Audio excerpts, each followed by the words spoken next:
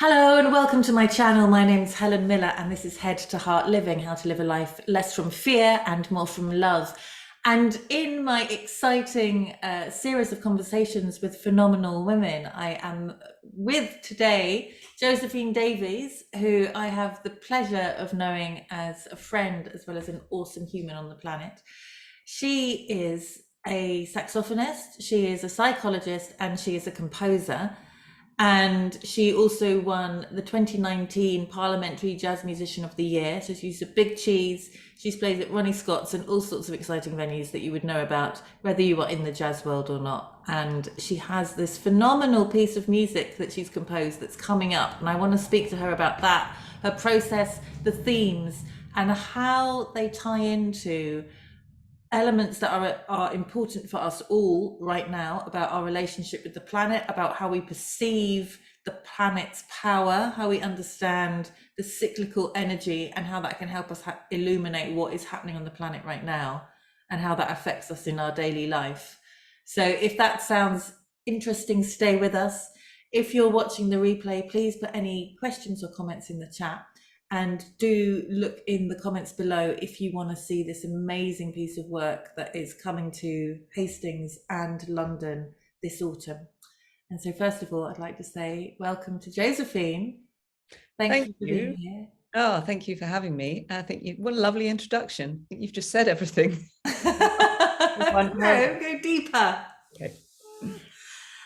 So where I'd like to start is I remember we were swimming in the sea, and which was a very good place to have this conversation. And you told me that you were composing a piece of music about the Celtic Wheel of the Year. And I became aware of the Celtic Wheel of the Year in more depth in the last sort of 5 years. I started to become really aware of it about 10 years ago.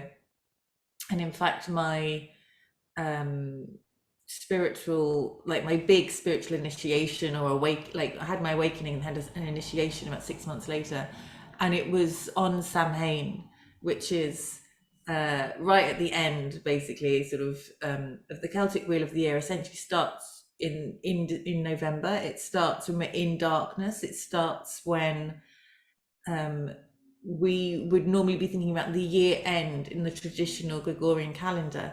And what I love about that is because it's the same cycle of life. Like, we begin life in a womb in darkness. Our life doesn't really begin when we're born, when we breathe our first breath. And it's like, when we start working with this energy, we can plant seeds in the darkness. So there is a sense of real life, creativity, and possibility in the winter months, because we're focusing and we're drawing in all the nutrients and taking in all the ideas that we need for when the shoots start to spring up. And that's, I just think that's really helpful, because otherwise I struggle with winter on a personal note. So tell me, please, and explain to the viewers, how did this come about? Where did the seedling of this idea for this music come from? It's an interesting question, because I think with the whole creative process, it's really hard to know. And with this piece of music, I think it started on more of an unconscious level. And then at one point, I suddenly realized that that's what I was writing, oddly. And also, what's really interesting that you're talking about Samhain or Samhain, or however we pronounce it. I've really written this backwards. So that piece of music, which is, it's the time of the year when the thinning of the veil is at its most profound. And I've written this piece of music, and it's incredibly still and really dissonant, and kind of strange and eerie. And hopefully it's going to be quite visceral in that sense. But I wrote it when I was doing the summer school at Guildhall School of Music in the Barbican, which, if you've been there, is really not very attuned to the natural world. It's very concrete, very busy, very hectic. And it was the middle of summer. It was one of the hottest days of the year. And I got up in the morning and just had this idea for this part of the suite. So I wrote that then, and I'd already kind of realized that this was what I was writing about, the Celtic Wheel of the Year. But part of that realization was that I wrote the piece Ostara, which is the spring equinox, which is when we get the rebalancing of light and dark. And that piece in the suite is actually very optimistic and ends on this incredibly positive, major kind of major thing. And I wrote that in the depths of winter. And I think it was February this year, which was a really difficult time. I think that was the most, it just felt like winter had lasted forever, and live music still wasn't up and running, and there was a lot of fear mongering in the mainstream media, which I no longer kind of pay much attention to at all. But at that time, I think I was still affected by that. So at that point, in the gloom of winter, I wrote this incredibly uplifting piece. So I sort of do things backwards, and then it's interesting to think about how the creative process is like that, because maybe as artists we're sort of looking to the future unconsciously, or finding out where we're not, or maybe even what we need at that point. And then the other thing that I wanted to say about this suite is that it doesn't start in January. It doesn't even start in spring. It starts at midsummer. And that's with a piece of music that I had actually previously written before I decided upon this suite. So its subtitle, I suppose, is Eos, who is the goddess of the dawn. So this is what I wrote about. I wrote about the dawn and the light, and that kind of feeling of immersion in the light. And then we get progressively darker into Samhain and then winter solstice. And the darkest bit of it is actually Imbolc, which of course, within the tradition of the Wheel of the Year, isn't that dark. It's really about fertility and the seedlings coming up through the land. But for me, that time is still February of sort of, things might feel still quite dark, quite almost sinister in a way. So that piece, it's only 2.5 minutes long, and it's just it's a trombone and French horn chorale. And then we go into Ostara, which is the returning of the light, and then we get more positive. So it finishes with Beltane, which is more that's approaching summer, I suppose. There you go. Amazing.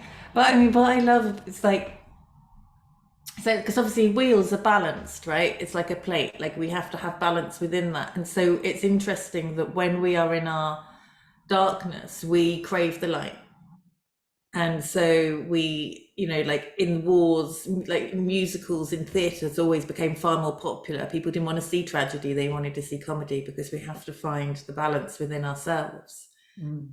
And it's like when we go through heartbreak, traditionally when people crave chocolate, is because of the energy that is within cacao, which is heart opening. And so it's to liberate the heart back into love. And it's interesting that you when you were writing the pieces, you were in almost like the opposite environment that was coming through. Yeah. I know, is it 17 musicians that will be playing in this suite with you? Yes. Yeah. Well, 16 of them and me, where I'm mainly conducting, because there's quite a lot of directing going on. And then I think I'm going to play saxophone in one piece, but really I want to just hand the saxophoning duties over to the millions of other saxophonists in the band. So yeah. Great. Including me. And what's I guess when you're working with musicians, and I know you've got some really exciting musicians in working with you on this, but what is your artistic, like how much of what you've just said to me will be conveyed to them? I don't know. Obviously any composition is really personal to the composer, but especially in the jazz idiom, I suppose, it's not that I'm just writing something for 5 random trombonists and a piano player. It's specific people that I've asked to do this project because of their sound and because of what they bring. But of course, we're not all on the same page in terms of how we perceive the world, especially in the spiritual realm. But I do think there's that element, perhaps a shared element of wanting to convey something, express something. And for me, that's very much about celebrating celebrating nature, celebrating ourselves as an expression of Gaia.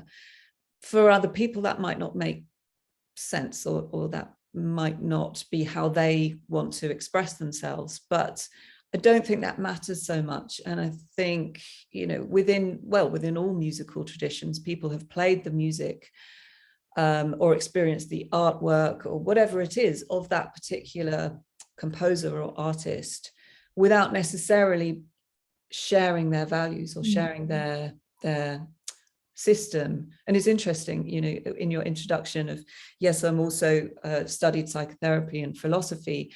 And I do a lot of seminars on Kierkegaard's work. And I love Kierkegaard because he is incredibly passionate about his personal relationship with God, and that being something subjective, and what religion should be all about, rather than a kind of system that we can say that we follow without having any subjective involvement in it.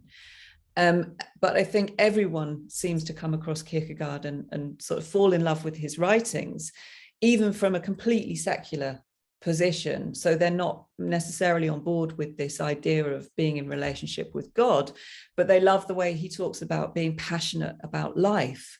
So living to the full and not just kind of going through the motions because somebody else or your church or your parents or your education has told you to be that way. So for me, I think there's this idea that, yeah, it's very personal what I've written about, but it doesn't need to be that the musicians even maybe know about that or share that perspective. But I mean, it's clear because it is the suite is the Celtic year of the Celtic Wheel of the Year, and each piece is titled in a certain way. And some of them have kind of asked me, oh, what is this? I haven't come across it before. Some of them have said, oh yes, I know about the Celtic Wheel of the Year. Some of them have just talked about the music. So I think, with 17 people, it's going to be quite different how we experience it. And I think I'll talk a little bit about it at the beginning of the concerts, but perhaps not very much. I hope that the music speaks for itself in that way. Yeah, I'm really excited. I haven't heard any of it. I'm really excited about coming. What I want to touch on now is this importance of our relationship with nature and our importance of understanding the cycle. So my personal relationship, so the fact that my menstrual cycle, I was brought up by a mum who was a child of the 60s and was like, oh, like it's the curse and you can take a pill now and it's great. And, it's like go on the pill to regulate your periods, if nothing else. And, it was not seen as it was just seen as something to like, you have to get through in life. And it wasn't revered or honored or anything like that. And consequently, I just thought it was a hassle. So when I was put on medication, which took away 75% of my cycle, I was like, okay, great. Lucky me. And then my healing process of deepening into my womb and understanding that as women, we have these cyclical phases within the month and how you can work with them to really increase your productivity and also rest at the same time and nurture. And in the same way that in winter, we want to eat more grounding food and wear more layers and behave in a different way than we do in the summer when we naturally want to jump around more. So when we start living like that, I think it's really helpful because it works with our natural energy rather than trying to override it and just drink coffee and whatever else to try and be the same each day, which is what contemporary life expects of you. Yeah. And I think things like experiencing it through music, which can take people out of the mind and into the body, can really help shift us into knowing this. So thank you for writing that. Oh, well, it's my absolute pleasure. And I think sometimes I feel really optimistic that there's so much talk about this at the moment. There are heaps of books and podcasts and YouTube videos, non-academic research side of life, where women especially are really talking about this and saying, oh, yeah, I mean, I too sort of grew up, as perhaps many of us did in this society, in in a realm of, yes, you just get on with things. You are supposed to be the same every day, and you take pain pills if you're in pain so that you can get on with things. And certainly I'm not sure where this mentality stems from, but to be ill, to be sick, or to be just to need to rest, they make you into a wimp.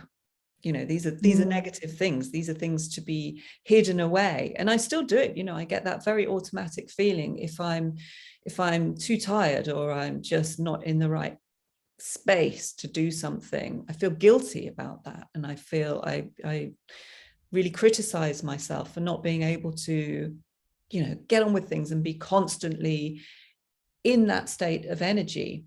And I think it's compounded by the way that there are certain, maybe it's to do with being in a certain place within the cycle, or maybe it's affected by the external world. I mean, very much about the idea that internal and external are in a mutual space, and affected by each other. But those times when I'm not feeling creative, I don't write music, and I really find it incredibly difficult to do so. And even that, I feel guilty about that. I feel like I'm not in doing life right. But of course, in that state, it's like the seeds under the ground that we don't see on the surface. They're not externalized, and yet they have to have that time to germinate. And again, you know, we don't really talk about that. Maybe we do a little bit more in artistic and creative circles, but generally we don't really pay homage to that that state of being where we're more quiet.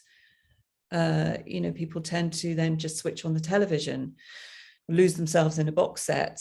But actually what's happening in those moments, I think, is as important. And for me, it's a very, very slow, difficult learning curve to be okay with that, to celebrate those times as well as the more external, extrovert, overt, creative, social self, which is very important. I love being in that state, but it's not constant, nor should it be. And yet there is also a part of me that wants to be always in that state. And when I'm not in it, I kind of crash rather than celebrate that experience of, oh, what's happening here? This is quiet and spacious and still, rather than the words I put on it, which is probably, oh, I'm depressed, I'm bored, I'm annoyed. So rich what you're saying, and so important that it's like when we're out, it's like we're giving, and when we are in those quieter moments, it's like we're receiving, because we're receiving the unpacking of what we've been carrying from ourselves or our relationship with God or the universe, and whether you say it's God, your higher self, intuition, like it comes in whispers. And so we have to be available, and we have to have space where we're not constantly having, like, you know, the podcast on, or the this on, or we're on the phone, or I mean, it's so easy with technology these days to fill our time, and that's great, but as long as we know when to turn off, because if we never turn off, we never decompress, we never have that osmosis, we never reflect. And for me, that's like exercise for me is like that time as well, and swimming in the sea and meditation. But a lot of people find these things really challenging to carve out, because we have to move into a vulnerable space to do that. And on a deeper level, my understanding, you know, my embodied understanding of this is the prioritization within each of ourselves of the masculine energy, which is the doing, which is the achieving and the striving, and the feminine energy, which is the magnetism of creating through just being.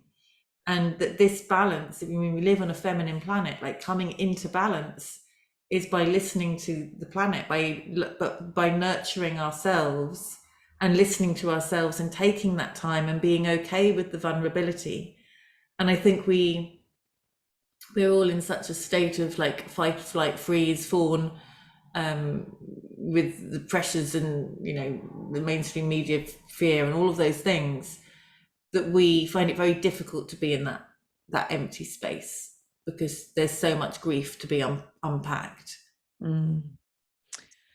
Yeah, two things I was thinking when you were talking about that. The second I'll probably forget by the time I've said the first, because that's what usually happens.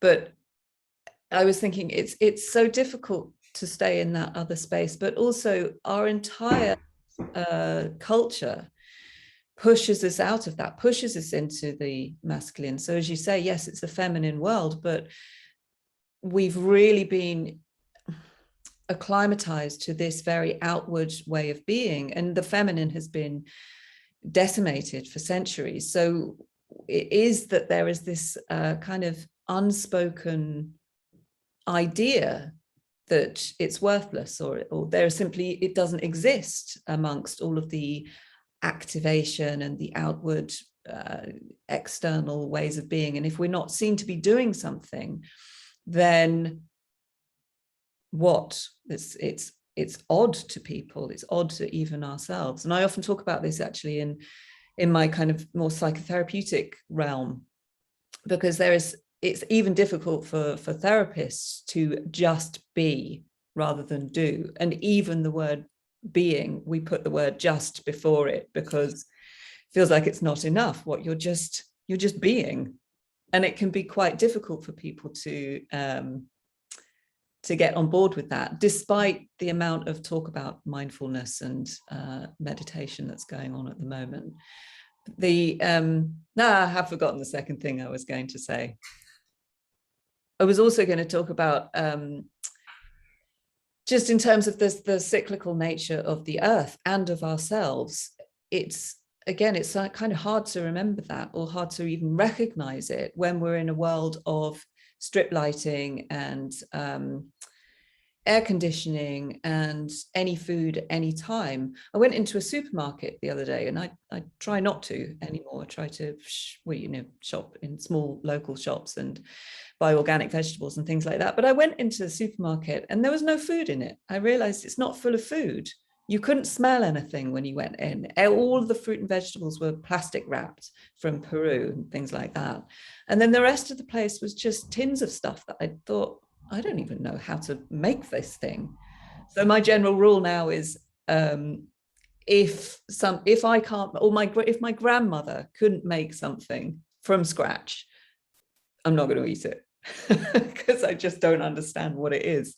It's not food in the way that humans should be using food. Yeah. Yes to all of the above.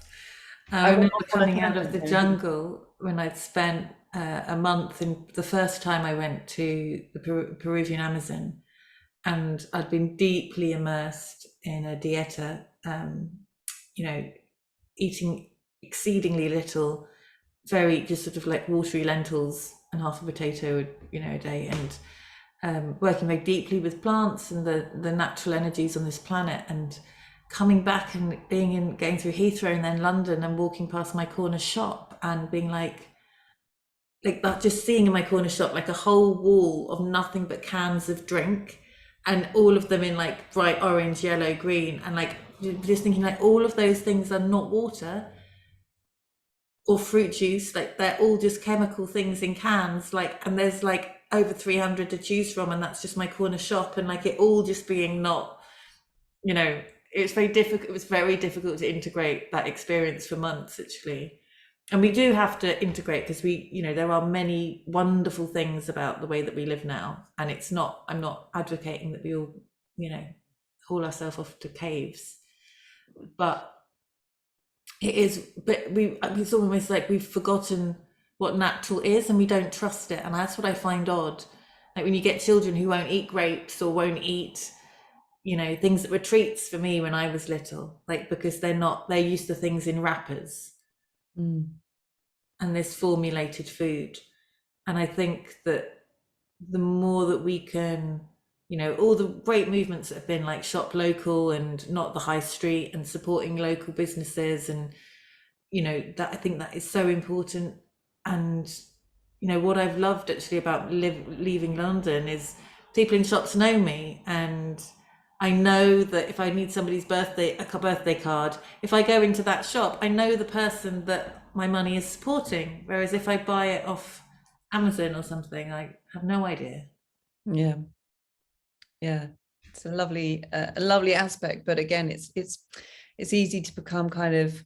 I don't want to be one of those people who's just sort of a bit condemning of society, or I don't want to go to the other polarity, and become a bit of a missionary in that way. I think it's just, again, the way that I'm doing it isn't necessarily the way other people could or should or want to do it, and that's absolutely fine.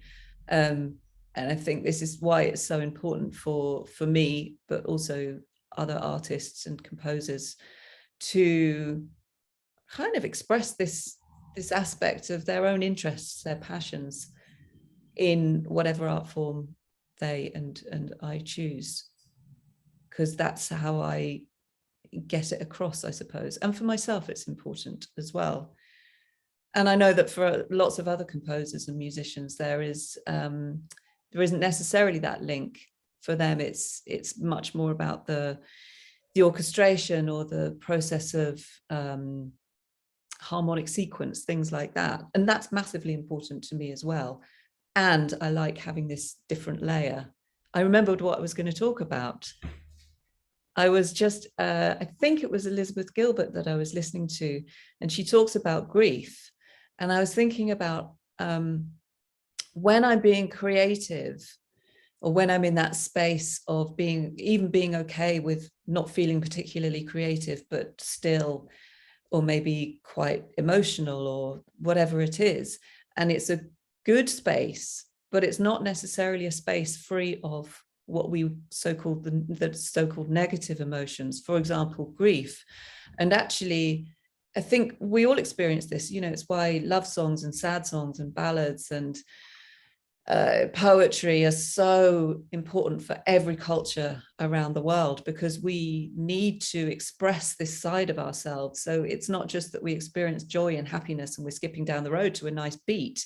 It's actually that when I can listen to a piece of music that's about grief, or a piece of poetry or prose, or somebody talking about it and talking about their own experience of grief, or loss, or whatever it is, then I get such a sense of belonging and compassion. And I'm not sure that the word joy is the right one to use, but this sense of, it's the heart opening, isn't it? It's the expansion, and it's that state of being where, yes, I might be in huge amounts of emotion and feeling incredible amounts of things like sadness or grief, but it's so expansive that it's actually joyful. And for me, that's the opposite of depression, which I experience as a very stuck, stopped, grey, nothing state.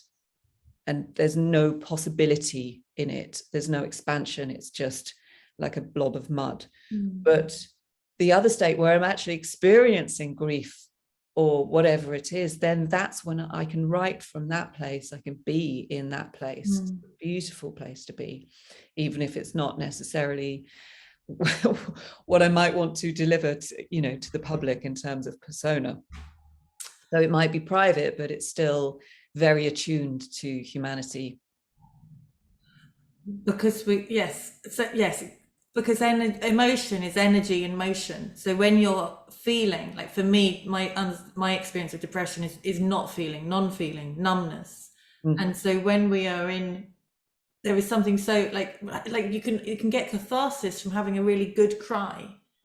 Yeah. Even though we might try and avoid it and eat biscuits or whatever to like avoid that pain, we actually get it. It's like there's a relief to it.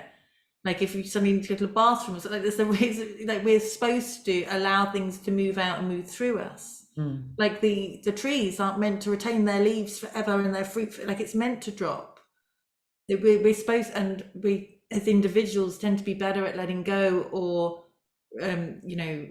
or holding on. Like we tend to not have that balance very well.